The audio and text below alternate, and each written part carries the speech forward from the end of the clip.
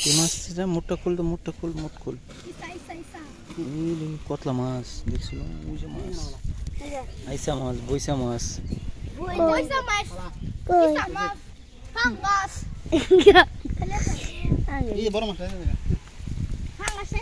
বড় মাছ যেতেছে কাকুলি ধর ধর ধর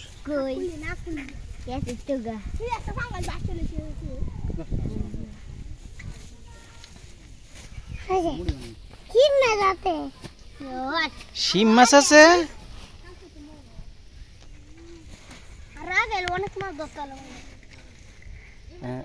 অনেক মাছ ধরার আশায় থুয়ে দিলে বেটা তো দিন শেষ হয়ে যাব